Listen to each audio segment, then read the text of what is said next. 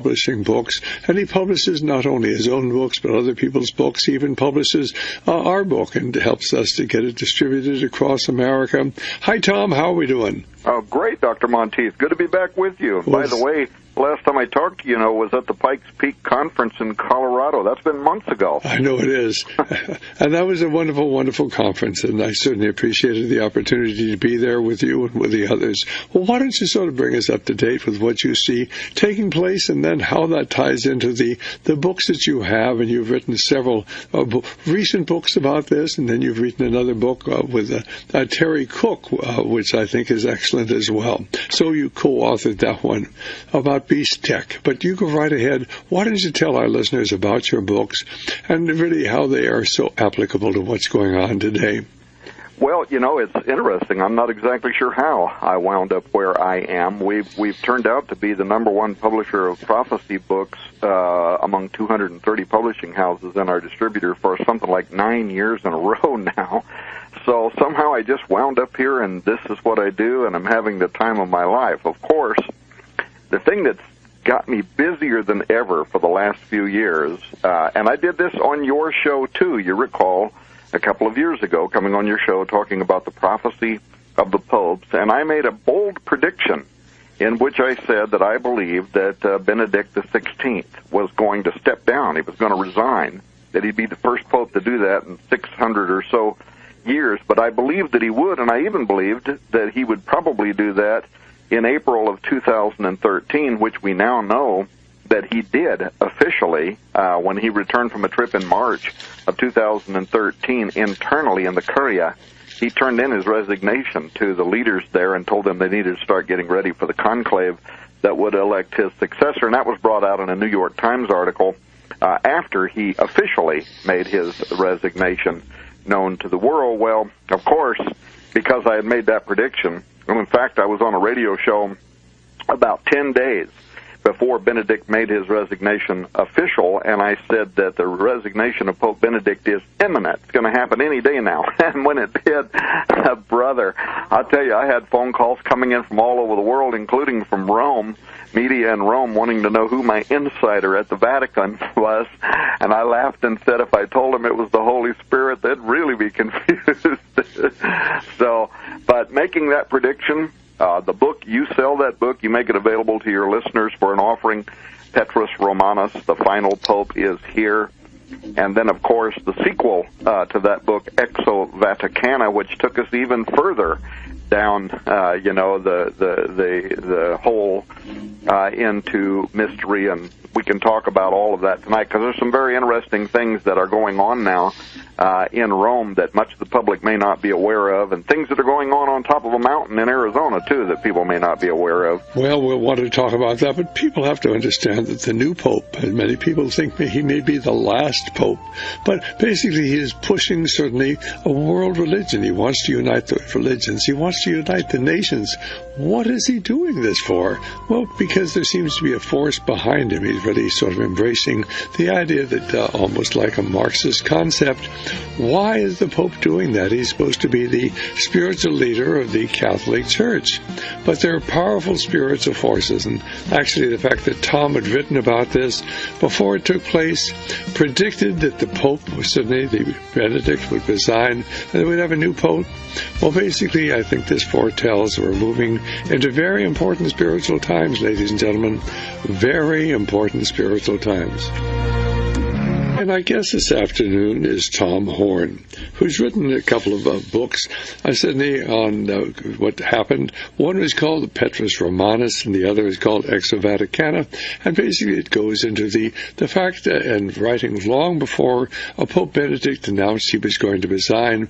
Tom Horn predicted Pope Benedict would resign and he would be replaced. Now, this doesn't already happen. It hadn't happened in 600 years, but it did happen just exactly as as Tom had predicted that it would happen, because the Holy Spirit had led him to believe this would happen.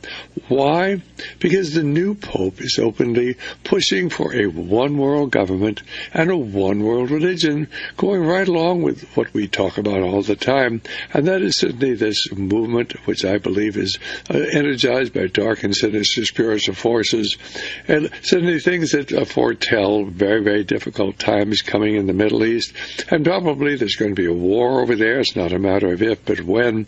And what are we doing? Well, right now we're doing everything we can to finance the Iranians. Of course, people are not telling you that, but we've released suddenly the restrictions on them, the embargoes, so now they're going to be able to get all sorts of money and trade their oil so that they can suddenly build their nuclear weapons in preparation for what I believe is the coming war. And everybody said, oh, no. Oh, we're giving them money so they won't build nuclear weapons. And if you believe that, you're incredibly naive. Reality is usually scoffed at. Illusion is usually king. Tom, you pick up the story. Well, absolutely right. There are some strange things that are going on in Rome today, and we did predict the resignation of Benedict, and we did predict a lot of what's happening right now. Part of that is not because we, for any moment, claim to be prophets, but rather we're studious. We did a tremendous amount of research, literally tens of thousands of pages of research. We even uncovered ancient documents that were written decades ago by other Catholic mystics who predicted that the Gloria Olivae, Pope Benedict, that he would step down, and they said they saw that happening in the year 2012. So there was a lot of stuff kind of pointing that way, but now later in this conversation, I want to also bring up our old friend Malachi Martin, because he too made some predictions, and they are very germane to what is going on in Rome now. But so I don't skip ahead too quickly, this book, Petrus Romanus, The Final Pope, is here. If people are listening and wondering, what are we talking about? In that book, we detailed this ancient 900-year-old prophecy called the Prophecy of the Popes. It's alleged to have been given by an Irish... Hold that thought. We'll be right back in just a moment here. Well, this is Dr. Stan, and Tom is just talking about certainly the prophecies, 900-year-old prophecies, talking about what may well be this time. And basically they were anticipating that certainly Pope Benedict would resign and that he would be replaced by another pope, probably the last pope, and that these would be important and very significant spiritual times. Tom, you pick up the story. Yeah, the prophecy of the popes is ascribed to an Irish bishop about 900 years ago, Malachi O'More Gare, or who's most commonly known now as St. Malachi, having to do with his prophecy called the Last Pope. This was a prophecy, by the way, it was hidden for hundreds of years inside those highly guarded vaults of the Vatican library, and there's a great deal of research in the book that people can get directly from you, Petrus Romanus, that describes why that was happening and the importance that this document held, the mystical importance that it held for the cardinal electors who were electing popes only if they could be seen or understood in some way or another as fulfilling the lines in that prophecy. But in any case, it's just a prophecy. It's a list of 112 Latin verses predicting each of the Roman Catholic popes, from Pope Celestine to the final pope. Now, why would we care about this 900-year-old prophecy? Because the final one on the list, Pope number 112, is described as during his reign, Rome is destroyed and the world enters into the Great Tribulation period. Well, according to this 900-year-old prophecy, the new pope, Pope Francis, is this final pontiff that is going to lead the world into the time of great deception, of great destruction. And the world, including Catholics right now, have their eyes on Francis, watching what he will do. Now, the thing that became even more interesting for myself and my co-author, Chris Putnam, was how, while we were out there doing all these shows, and we predicted that Benedict would step down, and he did, while we were doing those shows, people were calling in like crazy, Dr. Monteith, and they were asking us, yes, but what do you make of the Vatican ET connection, as they started calling it? And by that, what is meant is people wanted to know why is the Vatican out there with their talking heads right now saying so much about astrobiology, aliens, and how the Catholic Church would be able to accommodate a dynamic ET reality. They wanted to know why. Why is Funes and all these other talking heads saying that the alien is my brother and we're closer now than not to the discovery of advanced extraterrestrial intelligence and all the things they were saying about them. So Chris and I didn't want to just, come across as two evangelicals who might take some of what these astronomers for the church were saying out of context. So we decided that we were going to thoroughly investigate that claim. And among, of course, our research was the ultimate goal of going to Mount Graham in Arizona, where the Vatican's Advanced Technology Telescope and their Jesuit astronomers are, which we did, and we can talk about that in a moment. But I should tell you, Dr. Monteith, we found evidence that this new pope, this final one on the list of the prophecies of the popes, we uncovered how that he has kind of a secret and historic relationship with the members of the VORG, that is the Vatican Observatory Research Group, the astronomers for the Church. And as a matter of fact, as a young adult, Bergoglio, who's now known as Pope Francis, he earned a master's degree in chemistry from the University of Buenos Aires, and he had ambitions prior to entering the Jesuit order of going into scientific studies, including astrobiology, the search for life on other planets. Secondly, when the current leader of the VORG, Jose Gabriel Funes, also from Argentina, when he entered the Jesuit order, guess what? One of his examiners was Bergoglio, and we established that there is a long-term relationship between George Bergoglio and Gabriel Funes and other members of the Vatican astronomers. And then thirdly, in a recent interview with the Catholic press, Funes said that this first ever Jesuit pope is very soon going to turn his attention to, guess what? Astrobiology, exactly as we predicted would happen in the final chapter of the book Exo Vaticana, which people can get from you.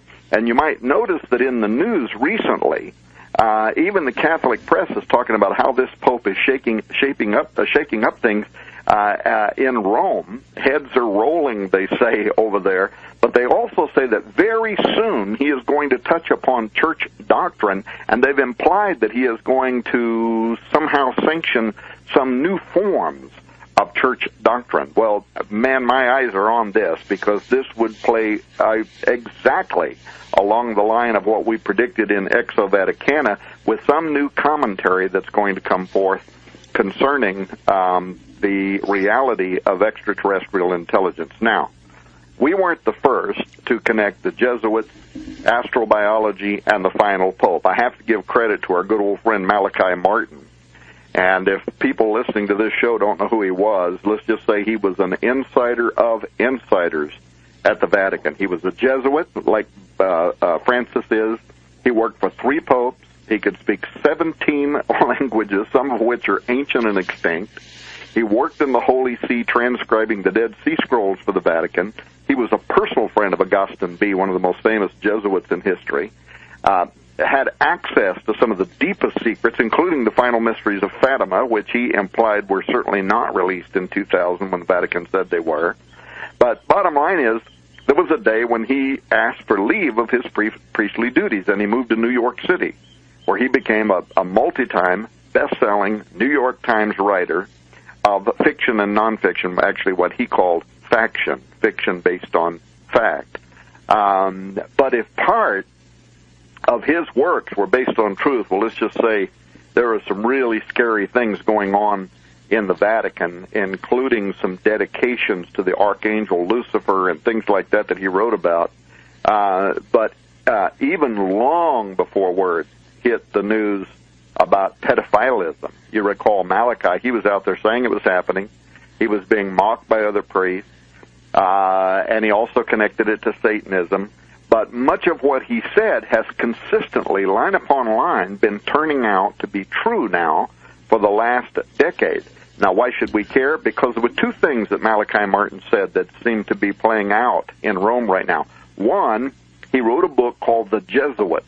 The Society of Jesus and the Betrayal of the Roman Catholic Church. Is that book available from you? No, we don't carry it anymore. We do have a 4-CD set of my interviews with Malachi, but we don't have the book, The Jesuits. Okay, well, I'm sure in your interviews you dealt with the Jesuits, the Society of Jesus, because even though Malachi hoped that the things in that book would not happen, exactly what he predicted has happened and is happening. He said that there was a secret war between the Jesuits and the other priests, the purpose of which was to take control over the Roman Catholic Church and the Vatican in particular.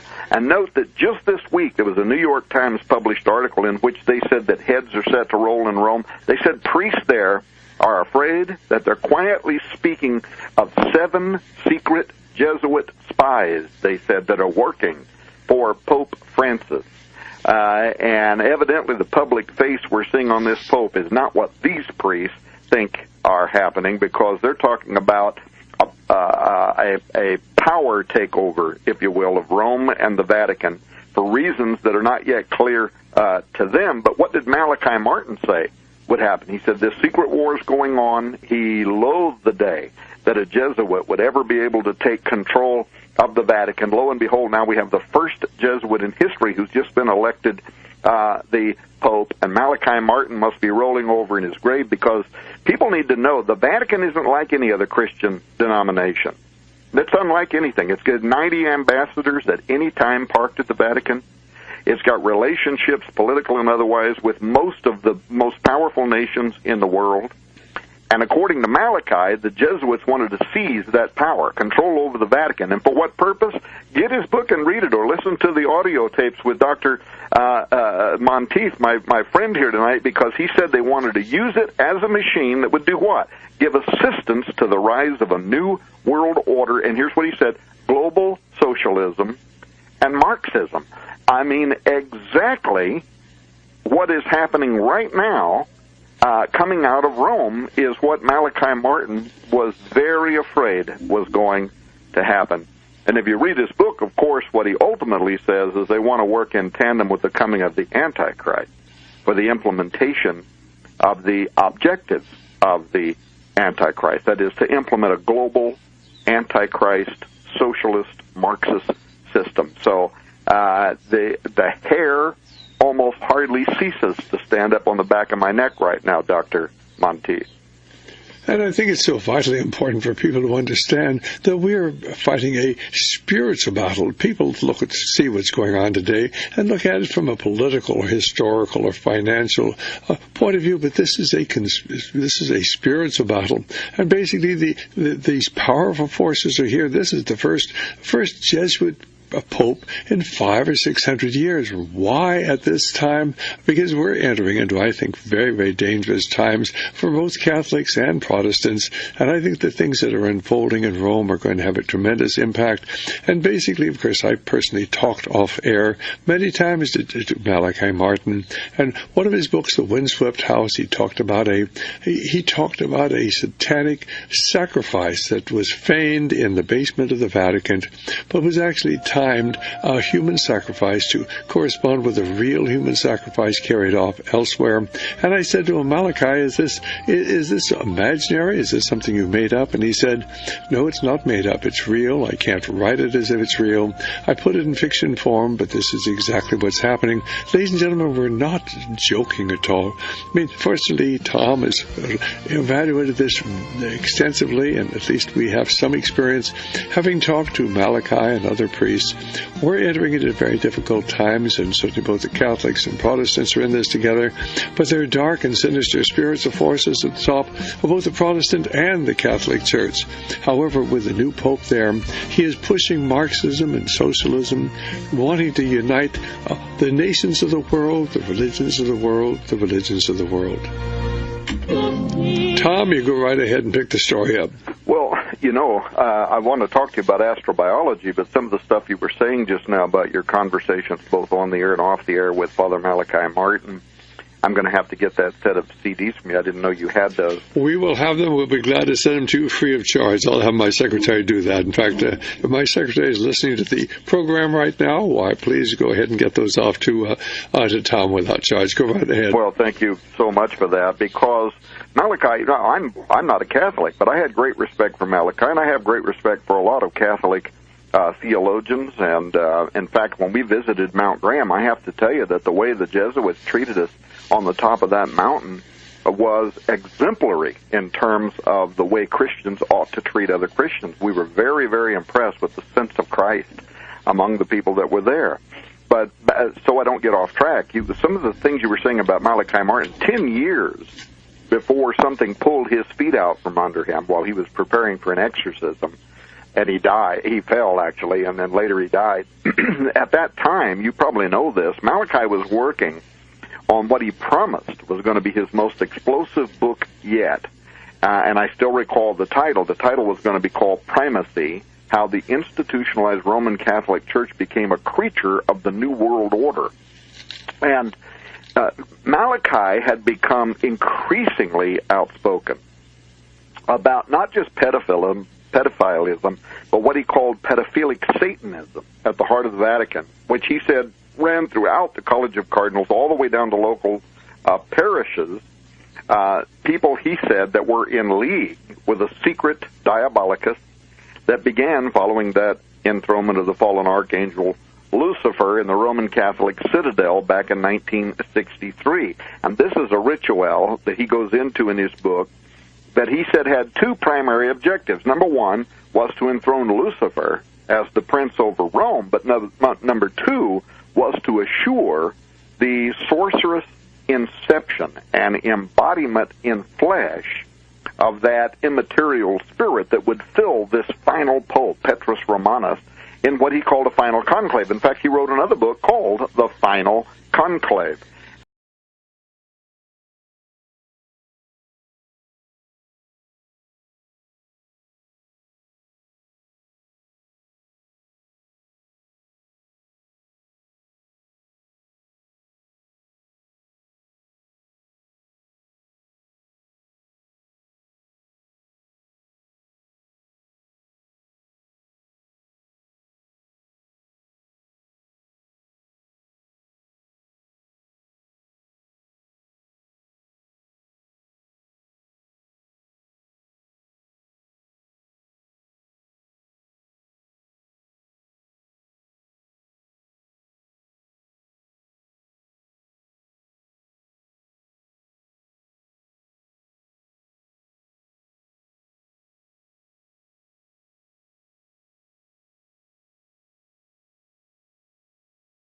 Martin was killed, murdered, and that his death was covered up for revealing that satanic scheme to use the Catholic Church as a launching pad for a Luciferic Novus Ordo Seclorum. Now, we're never going to know for sure, but 1 year before Malachi died, his really good friend, Father Alfred Coons, was brutally murdered at his St. Michael Church in Dane, Wisconsin. Hold that thought. Well, this is Dr. Stan, and we're talking with Tom Horn, certainly about the strange death of Malachi Martin, and certainly he supposedly fell downstairs and then subsequently died in the hospital. Was it a coincidence? Well, he was working on certainly another book. He was going into the background of pedophilia at the highest level of the Catholic Church. Ladies and gentlemen, pedophilia is institutionalized in the Catholic Church. I've talked to people, in their 30s and 40s now who tell me, off the air, certainly about how they were molested by Catholic priests. I mean, certainly these things happen, but they happen so frequently, and pedophilia has been suddenly institutionalized at the highest levels of the Catholic Church. In fact, Pope Francis has recently appointed a commission to actually look into this organized pedophilia. We have very real problems. In fact, I have another friend. His name was William H. Kennedy. He was related to the Kennedys, and certainly he was a Catholic who had written certainly extensively about pedophilia in his book Lucifer's Lodge, and done a number of interviews with me. In fact, we talked to him just a few days before he mysteriously died at the age of 59, writing about the pedophilia and the Satanism within the Catholic Church. Do they kill people? I have no question that they do. Go right ahead, Tom. Well, that's the whole thing around Alfred Coons. Malachi Martin, he dies, but a little while before he did, his good friend, Father Alfred Coons, was murdered there at the St. Michael's Catholic Church in Dane, Wisconsin, and Coons had been investigating the same Satanism among priests that Martin had warned about, and he had told Malachi Martin in the weeks before his murder that he feared for his life. He had some things he wanted to share with Malachi, and that never happened because Coons was found dead with his throat slit. And as soon as he was found, Martin went on radio and he claimed in various media that he had inside information that these Vatican Luciferians had murdered Coons because Coons was getting ready to blow the lid off their conspiracy. Now, I can tell you, as a result of our investigation with a private investigator and our inquiry into the police department and the investigation and everything else, there really is evidence to support what Malachi Martin was saying. Once again, this guy that has taken, since his death, people have been somewhat critical of him. Some of the priests have been because they wouldn't want people to believe some of the stuff that he said was true, but more and more it's turning out that exactly what he said was going to happen. I mean, I predicted Benedict's resignation, right? So I get one score. Malachi Martin didn't just make one prediction. He said exactly what was going to happen. He said the Jesuits would take over in the form of a pope in Rome, and as soon as he did, they would begin promoting a socialistic and Marxist kind of world view. And Malachi Martin essentially wrote the headlines for the year 2013 and 2014, and we have really got to hope that some of the other stuff that he wrote about doesn't come to pass. But when he was talking about Coons being murdered by Luciferians, there was a satanic animal sacrifice described by Malachi Martin in his book Windswept House. And that was part of that enthronement of the fallen archangel Lucifer in the Vatican. That's important to read because then go and study what happened to Coons. It seems like somebody was mirroring what Malachi Martin had written. It's eerily comparable to actually what was discovered in Dane County during the first hours of the murder investigation, including that a calf was sacrificed on a farm near St. Michael's Church, exactly 24 hours before Coons was last seen alive. And then according to police reports, the calf's throat was slit, just like Father Coons was. Its genitals were cut off. And there are details that I won't discuss. We didn't discuss them in the book, and we're not going to discuss them on this show because they're of a horrific nature. But let me just say that deep within occultism, there are reasons for removing the genitals of a sacrifice that have to do with blasphemy of the Old Testament description of the animals being accounted unworthy as offerings to the Lord if their testicles are bruised or crushed or torn or cut. You can read about that in Leviticus, the 22nd chapter. And then there's also an occult idea that decapitated persons cannot partake in the resurrection. So there was a lot of evidence here that dark rituals were used to try to somehow magically curse Father Coons. Well, I think most people find it. We don't like to think about this sort of thing. We like to think of good things and nice things, entertaining things, but we live in a fallen world. And although we live in certainly a material world, there's an immaterial world. We live in a visible world, there's an invisible world. We live in a tangible world, there is an intangible world. We live in this objective world, but there's a spiritual world, and we're involved in a spiritual battle for the souls of men and the survival of Christian civilization. And our job is to get the information out, and hopefully both Catholic and Protestant will be brought closer to our personal relationship with our Lord Jesus Christ. We'll be back in a moment. Tom, you go right ahead. Well, anyway, we were talking about some of the issues with Father Coons and the investigation. People can read part of that investigation in the books Petrus Romanus, The Final Pope Is Here, and Exo Vaticana, which both are available through you as I understand it, and they'll see how during our investigative research for that book, we actually made formal requests of the Dane County Sheriff's Office for the pertinent case files pertaining to the ongoing investigation of the Father Coons homicide. And we were told at first that the files that we specifically had asked for were going to be given to us. And then on December 5th, 2011, and I published this letter in the book, we received a letter from the office of Lieutenant Mark Twombly, signed by Sheriff Mahoney, that the district attorney would need to approve the release of the files. In other words, it was going to take a court order, and therefore the request that we had made was going to be denied. And since we understood that, it's an active, ongoing case, these are sensitive records, they don't need to be made public at this time because the investigation is ongoing, and that was all understandable. So we filed a second request for less delicate documents, and we were able to obtain a packet of those files, which helped us a little bit in our investigation, but none of them provided the solid clues that we were looking for to the larger question of conspiracy related to the murder of Father Coons. Specifically, was Malachi Martin correct? Was evidence discovered at the crime scene that Coons' murder was somehow connected to his conservative position on Vatican II, actually, and more importantly, that he had information on certain pedophile priests and Satanists that had earned him fierce enemies within the church, reaching all the way up to the Catholic hierarchy in Rome, involved in ceremonies or behavior related to that enthronement of the Archangel Lucifer that Malachi Martin had written so much about. Now, I said earlier, and I know we're already halfway through this hour, so I want to get to this, that was only one thing that Malachi Martin had written about, the Jesuits, and how he was aware of this secret war that was going on and their quest to become the controllers of the Vatican. And how hold that thought. We'll be right back.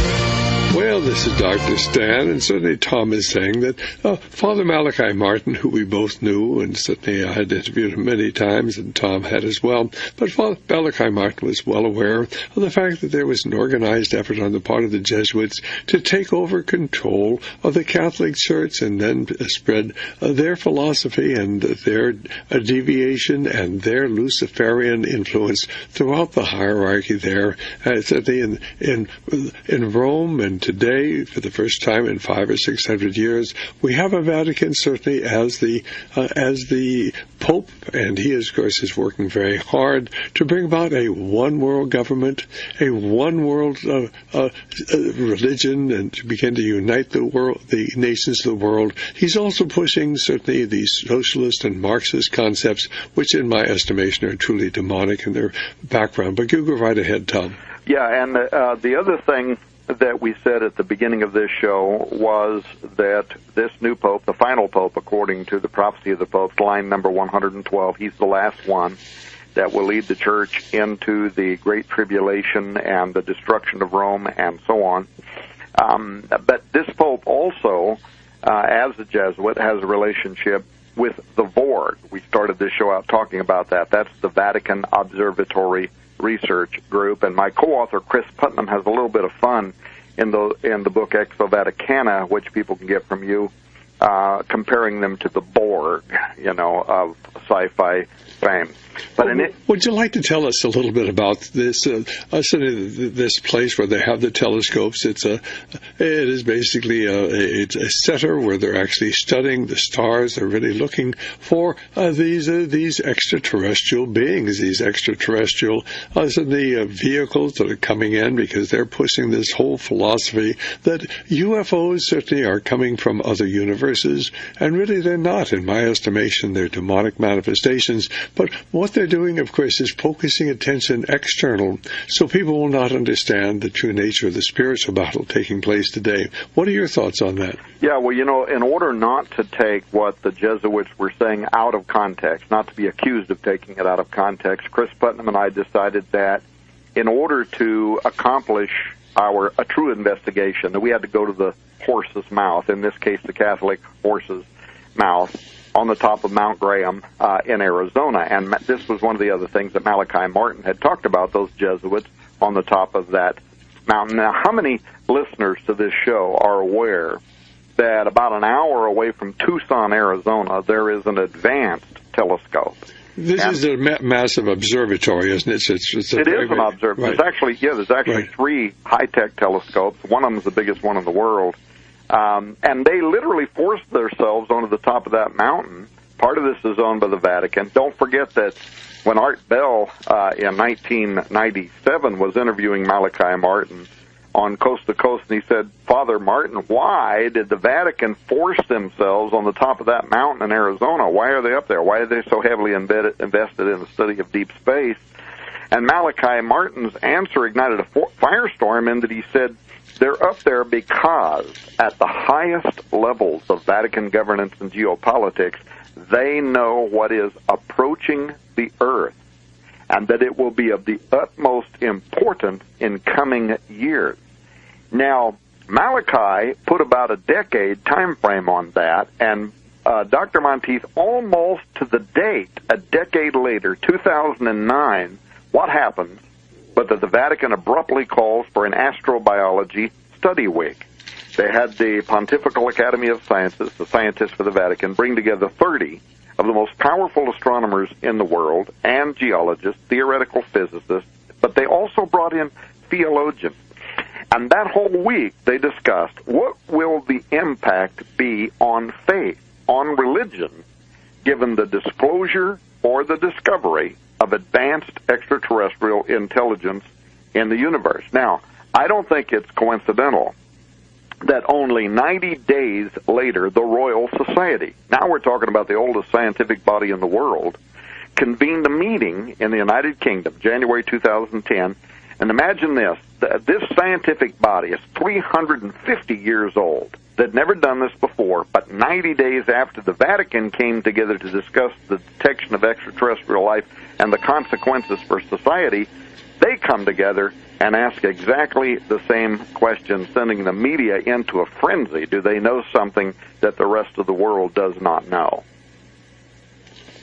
Well, what are your thoughts on it, Tom? Do you think that there really is something coming in? Is there something coming in from another universe? Or is this a great distraction?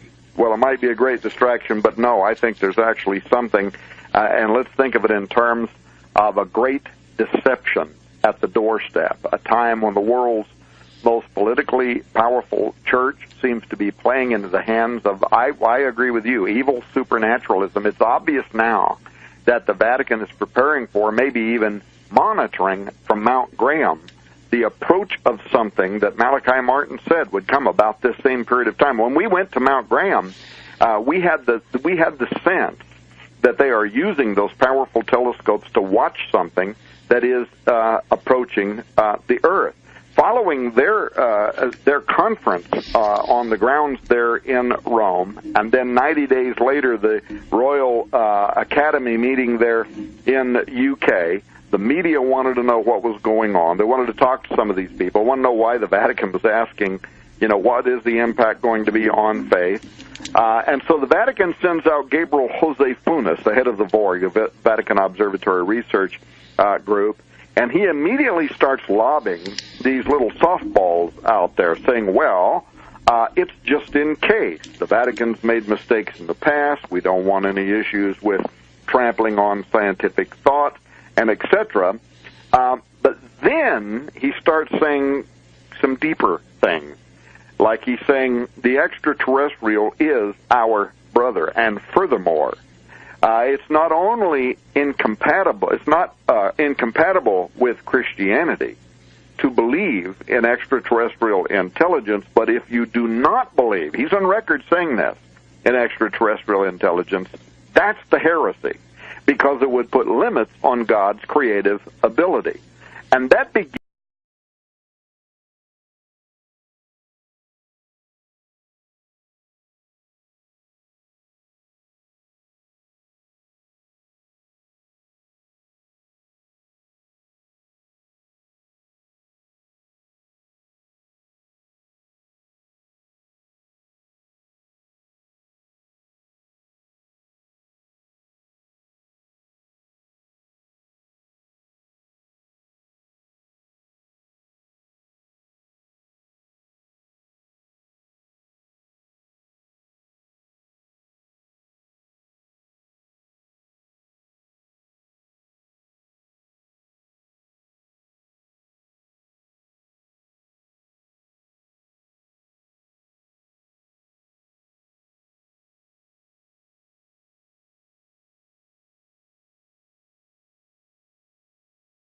not challenge the authority of the Roman Catholic Church unless you've made some kind of Mephistophelian bargain, some Faustian deal with some power that you happen to think is an extraterrestrial intelligence. How in the world could you know that it's not going to challenge the authority of the Roman Catholic Church? Now, that's a really mysterious statement, but maybe he knew something about what another priest at the same time was saying, a priest by the name of Monsignor Caroldo Balducci. Now, Balducci was the official spokesperson for the Vatican on the subject of UFOs and aliens. He was an exorcist, he was a theologian, he was a personal friend of the Pope, and you mentioned these guys that died mysteriously. He died too a few years ago under mysterious circumstances. But just before Balducci died, he was out there on Italian television. He partook in a documentary that was made here in the United States, and you can go watch these on YouTube. And what is he saying? He's saying this. He's saying the aliens exist. They're here now. And as an exorcist for the church, he said, I'm telling you that they're not angels. They're not demons. These are advanced people. That's how he refers to them. But furthermore, he says they're morally superior to us. And Dr. Monteith, that's an argument that is weaving through a great deal of these high thinkers for the church right now, in which they're saying that these ETs are going to manifest themselves, and when they do, they're morally superior to us. They're closer to God than we are, and they're going to give us a better revelation about the gospel than what we have now. And in fact, some of them are saying we may have to throw out everything that we think we have ever known about the gospel. In other words, basically what they want to do is destroy Christianity. When I came down off that mountain, after some of the stuff that I heard on the top of that mountain, and we not only visited the Vatican Advanced Telescope, we also went to the radio telescope that's there, and then we also went to the Large Binocular Telescope, which is the largest telescope of its kind in the world, and that's where the Lucifer device is kept, which is co-owned by the Vatican, the Germans, and all the rest of them that are up there. I wanted to know, based on some of what they told us on the mountain, but also what they've been writing lately. And I'm not talking about the stuff that the media has heard. I'm talking about the kind of stuff where the Pontifical University of the Holy Cross in Rome, the Pope's University, is being written in terms of term papers that are used then to become canon, that are used to become doctrine. And there's some very spooky stuff that they're writing, and I can even give you some quotes out of that. But I wanted to know, so when I got off that mountain, I contacted Brother Guy Consolmagno. Guy Consolmagno is one of the top astronomers for the church. He's really well known. If you type in his name, you'll see him in the media everywhere. He's the Pope's keeper of the Vatican's collection of meteorites and all that other stuff. He keeps his summer residence there in Gandolfo, Italy, the Pope's summer residence, where they have another telescope. But he splits his time between there and Mount Graham in Arizona, and he wasn't there when we went. So when I came down off of the mountain, and oh, by the way, you don't just decide that you're going to drive up to the Mount Graham Observatory. You can't get in there. It's all fenced off. They've got police. They'll arrest you. You can't get into the place. I had to negotiate that through the Arizona State University. And that all by itself is an incredible story. In fact, I've had a lot of young people tell me that Exo Vaticana, their favorite part of that book, they said, is that story of us going up onto that mountain. They said it's like an Indiana Jones movie. They just loved it. Well, anyway, we went up there. We came down. I contacted Brother Cosmonalgo through the observatory and asked him if he'd be willing to answer some of my questions. A lot of what he gave us is in the book, and it has been astonishing, people. But all of the quotes that we make by him, just so people know, are not the quotes that he gave us personally. They're the quotes that are in his own book that he wrote, Intelligent Life in the Universe, Catholic Belief in the Search for Extraterrestrial Intelligent Life, which was published by the Vatican-owned Catholic Truth Society, and then was almost immediately pulled from the market. And you cannot find that book anywhere. They put it out, they pulled it from the market, and there was even an intentional effort to go out and retrieve every copy that made it into the public forum so that the book wouldn't be out there. And that was mysterious to me. I wanted to know why. And early on in my interviews with him, I interviewed him from Rome 5 times, I asked him if I could get a copy of that book, and he sent me the original PDF, the one that went to the printer. And I now make that available to people who will simply email me and ask me for it, because all the quotes we make in Exo Vaticana are from that book. Now, what does he say in the book? When I ask him, about those Catholic Church scholars that are talking about these aliens being morally superior to us, and I said, where could you find an example of that in the Bible? And guess what? He points me to Genesis chapter 6. And he talks about the Nephilim and those fallen watchers. But he doesn't call them fallen. He refers to them as those who are more intelligent than we are, coming here from another world. And he compares them to aliens. I was astonished by that. And he also does that in his book. Well, so because the Nephilim, of course, the byproduct of the mating of the demons and women, human beings. Go ahead. It's absolutely demonic, but he uses that as an example of those who might come to the earth again in the future who would be more intelligent than we are and capable of providing a greater revelation of God.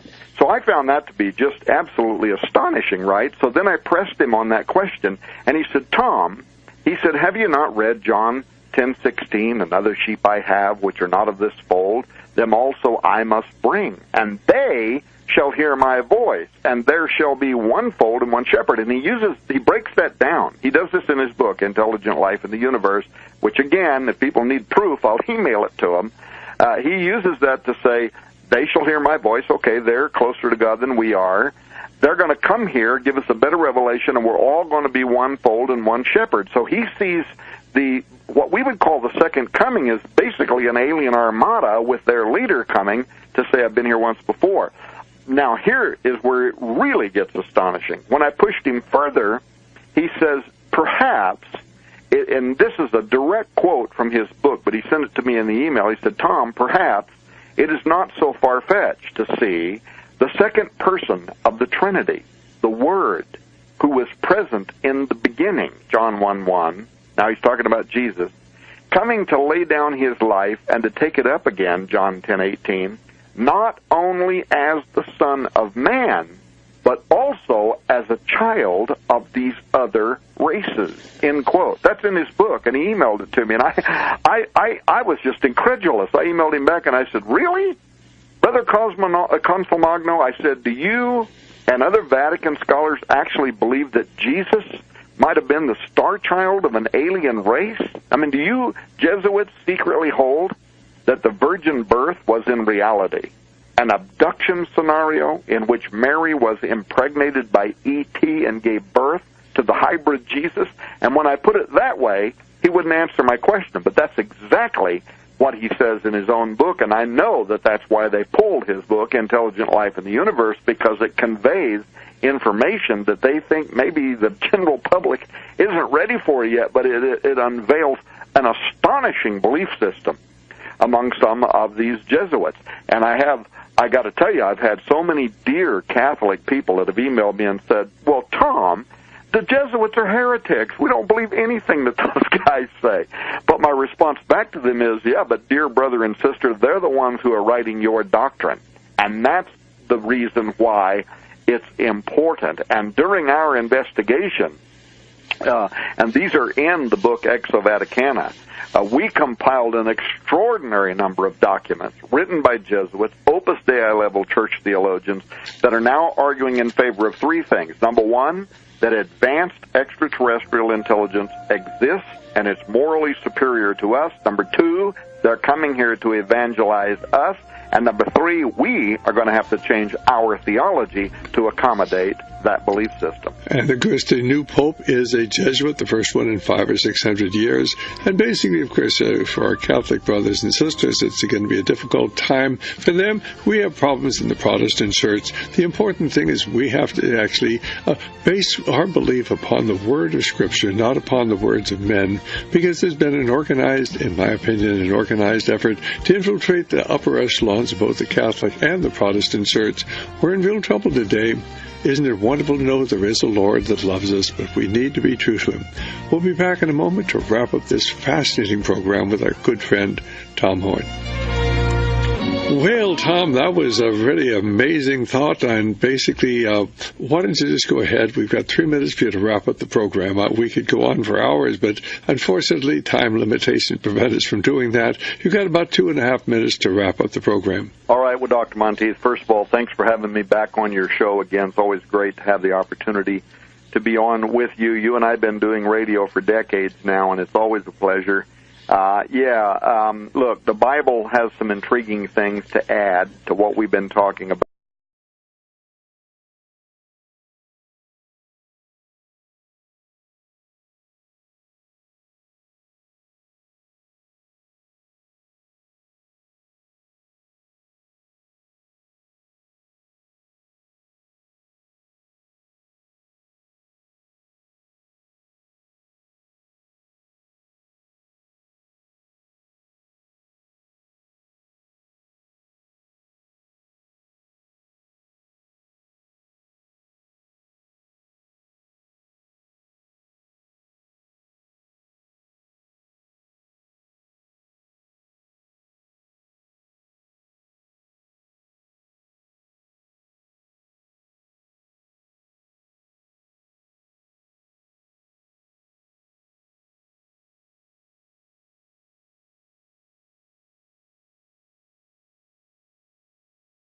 Scholars translate that for me, and they say that the God of forces, the God of fortresses, can literally be translated there as an alien God.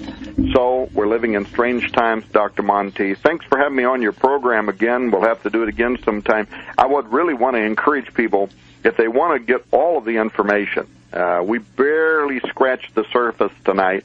They need to get the book Petrus Romanus, The Final Pope is Here, and the second book, Exo Vaticana. These are large books. They're 6x9 covers, and they're something like 600 pages long each, and they have just literally hundreds of endnotes in them that will give people the information that they need in order to follow up on this incredible interview.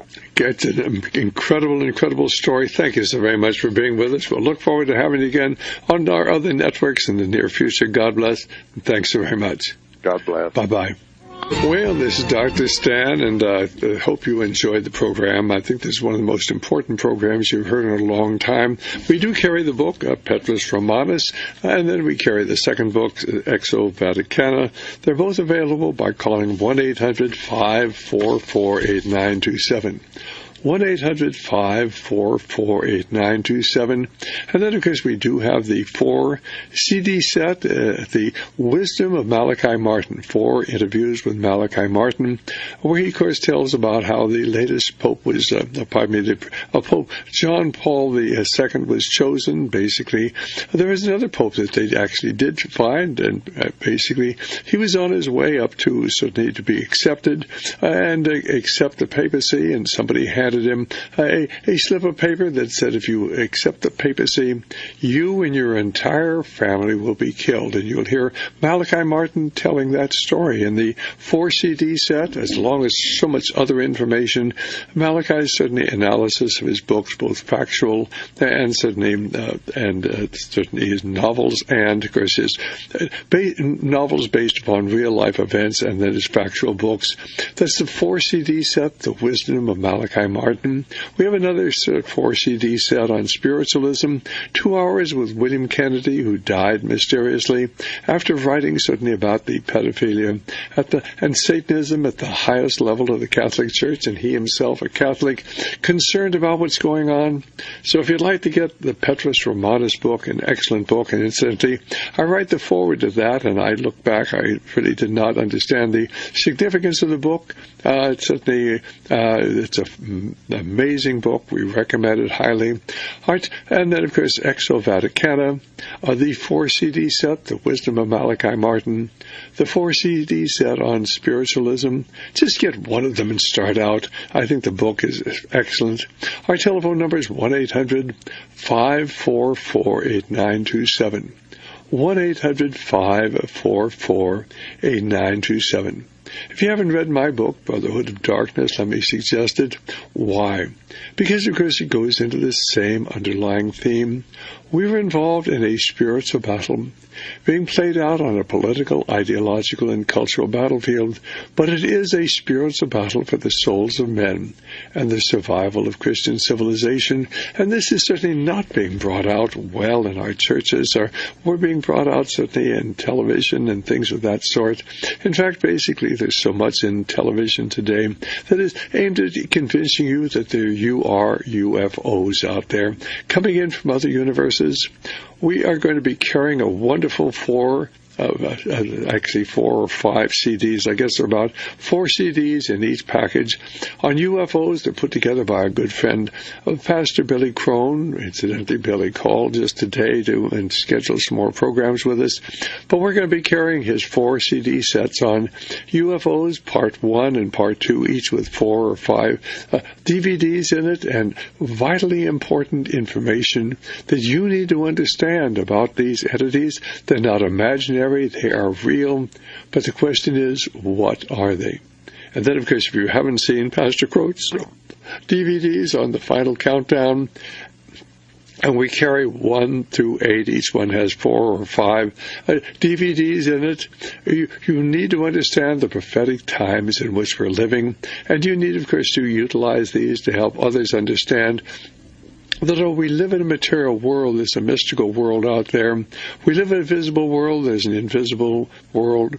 And basically, the Final Countdown, an excellent series, each one with 4 or 5 DVDs in it, that the prophetic countdown, or the Final Countdown, they're all available by calling 1-800-544-8927. 1-800-544-8927. This is the time I have to remind you that my ministry, Radio Liberty, is still primarily listener-supported, and we need your help to maintain the networks we have. We have 4 or 5 networks. We do 5 hours of talk radio a day on 3 different networks. And then, of course, we ask you to pray for America, to pray for revival, but please pray for Radio Liberty, our provision and our protection.